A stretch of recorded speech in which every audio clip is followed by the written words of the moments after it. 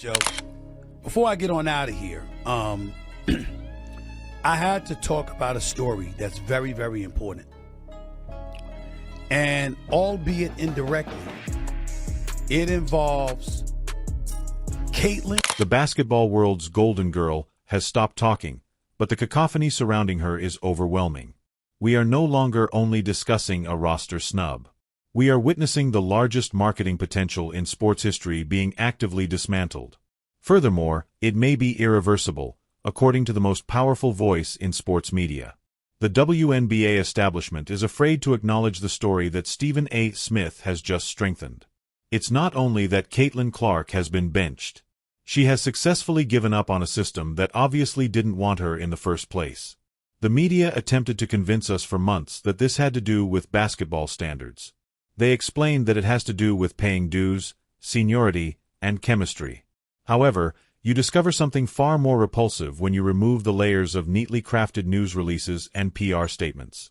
You discover a tale of animosity, gatekeeping, and a degree of petty jealousy that has made the Olympics into a battlefield. Stephen A. Smith wasn't merely critical of the choice. He revealed the rot at its center. He implied that Clark is fully aware of the situation and that she is being singled out because she is too significant rather than because she is inadequate.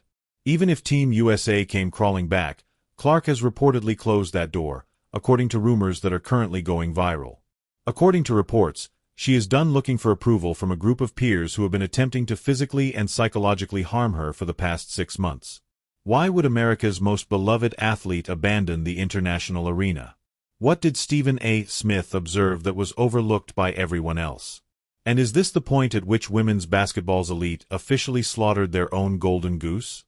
The story of Caitlin Clark's Olympic withdrawal is going to reveal a dark side of professional athletics that nobody wants you to see, so fasten your seatbelts. We must go back to the time the news broke in order to comprehend why Stephen A. Smith is going to burn in hell. The introduction of the roster was meant to be routine. These lists are typically released. In a day, the news cycle shifts after a few fans lament a snub. This was not like the others. This was an earthquake of culture. Caitlin Clark, the lady who was selling out arenas that had been vacant for 10 years on her own, was left from the team as the leaks began to surface. Confusion wasn't the only response. It was fury. The selecting committee's formal justification was, at best, weak.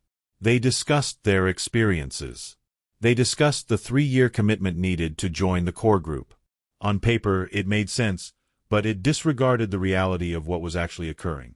Michael Jordan is a rookie, therefore you don't leave him at home. Tiger Woods is not allowed to remain in the clubhouse since he has not made his payments. The most talented people are put on the plane. However, this is where the narrative becomes sinister. This was not an EDON blunder, according to insiders. It was a message. There were worries about how the veterans would respond to Clark's presence, according to people close to the selection process. They were concerned about the circus she would bring. In essence, they were concerned that the legends who believed this was their team would have their egos bruised by the arrival of a rookie superstar. This wasn't a basketball choice. It involved controlling emotions. They put the veterans' comfort ahead of the game's development. And Stephen A. Smith drew the line in the sand precisely there. However, his subsequent remarks went beyond simply criticizing the committee. They were charged with sabotage. Although Stephen A. Smith is renowned for his scathing opinions, his response to Clark's rejection felt different. It was intimate. On national television, he basically referred to the decision as stupid. However, it went beyond simple name-calling. He made the committee appear inept by dissecting the sports industry. He made a straightforward case. The Olympics are a showcase for the world. Casual fans watch sports they often don't pay attention to once every 4 years. For many years, women's basketball has struggled to attract viewers. All of a sudden, a player is attracting millions of viewers. When you leave a player at home, casual fans in Indiana set up DVRs for random Tuesday night games. According to Smith, this was a marketing catastrophe. He emphasized that winning gold medals isn't the only goal of Team USA. Regardless of the players on the roster, they win gold nearly every year. The United States could have sent a collegiate team and probably still won because of the enormous disparity between them and the rest of the globe. According to Smith, the objective ought to have been to develop the game and build the brand. Smith claimed that by cutting Clark off, the sports gatekeepers demonstrated that their own hierarchy is more important to them than the league's actual success. He implied that there is a degree of incompetence in charge that is nearly impossible to understand unless you take malice into account. They turned down a chance rather than simply missing it. Additionally, Smith claims that Clark won't forget this disrespect. He implied that Clark's camp is recording every individual who remained silent and that the bridge may already have been set on fire. We must discuss the J word if we are to be truthful about Caitlin Clark's absence from Paris. Envy. The WNBA is urgently trying to escape this storyline, but it is the only one that makes sense. Go back in time to before Clark ever played a single minute as a professional.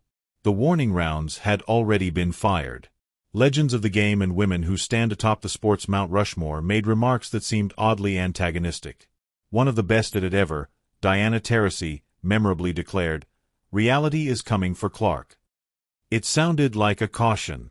It sounded menacing. Then there was another superstar, Cheryl Swoops, who falsely questioned Clark's college statistics and implied that her dominance was solely due to her 40 shots per game. Why were these legends under such pressure? Why were they attempting to downplay a 22-year-old's accomplishments before she had even taken the court? According to the notion, which Stephen A. Smith has hinted at, the old guard is upset about the attention Clark is receiving. They performed in gyms that were empty. They took commercial flights.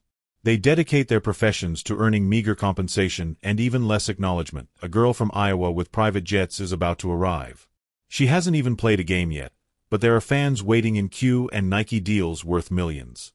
Although jealousy is a natural human emotion, in professional sports, veterans typically support the rookie who makes more money. The other golfers didn't despise Tiger Woods when he revolutionized the game. He doubled their award money, so they thanked him. However, the response has been the reverse in the WNBA. They seem to be trying to penalize her for being well-liked. Clark may be secretly happy that she didn't make the squad because of the negativity in the locker room. The press briefings were not the end of the animosity. Onto the hardwood, it spilt. At this point, the narrative switches from drama to actual peril. You've seen it if you've been following the games. Caitlin Clark is struck in a different way. Tough defense is not what we are discussing.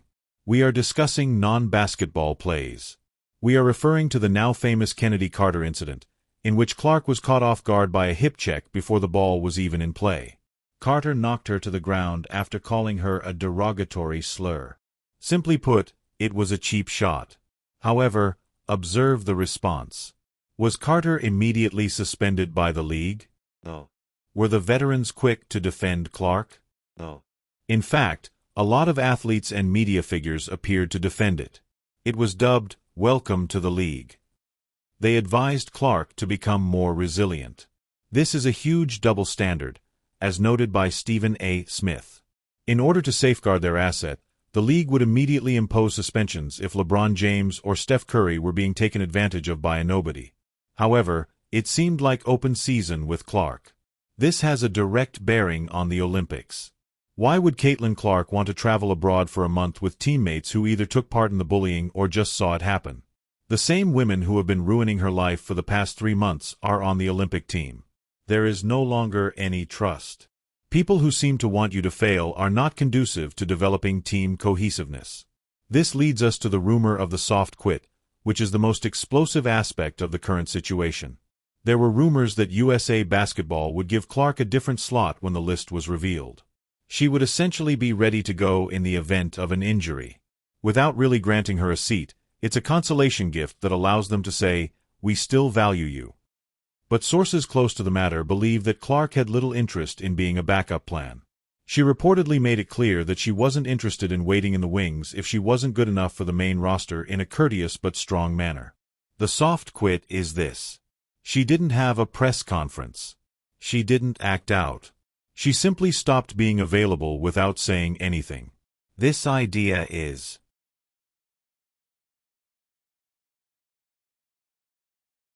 supported by recent remarks made by Stephen A. Smith. Clark has become aware of her power, he implied. Right now, she is the WNBA's economy. She can develop her brand without Team USA. She was essential to Team USA's construction. She is essentially stating, "You made your bed," by leaving and taking the month off to relax. Lying in it now. It's a move of power. This is a boss move. Additionally, the establishment is furious because they thought she would beg. They anticipated that she would be appreciative of scraps. Rather, she is on vacation while they perform for television audiences that are perhaps half as large as they could have been. Since numbers don't lie, let's talk about them. The Clark effect may be measured and is a real phenomenon. The WNBA is seeing audience levels for games starring Caitlin Clark that haven't been seen in 20 years. In comparison to games without her, we are talking about a 300% to 400% rise in ratings. The arenas are sold out when Clark performs. When she visits other teams, the games must be moved to larger NBA arenas in order to accommodate the larger crowds. She serves as the league's walking stimulus package. Stephen A. Smith emphasized this idea. The Olympics are a product of television. The rights to broadcast these games were purchased by NBC for millions of dollars. They're looking for ratings. The committee effectively lit money on fire by abandoning Clark at home. Here, the retaliation is passive. There is nothing that Clark needs to do. All she needs to do is sit at home. The argument will be demonstrated when the ratings for the Olympic Games are substantially lower than those of a typical Indiana Fever regular season game. The retaliation will be broadcast on television. Instead, millions of people who would have watched will be engaged in other activities, so it won't be. The decision is extremely difficult because of this financial realities. It's more than just a sports choice. It's a poor business choice. Additionally, losing money is typically the one transgression that results in termination in the realm of professional sports. The culture that made this possible needs to be addressed. The idea that the WNBA has a mean girl problem is becoming more and more popular among fans. It's a clique. You must be inducted into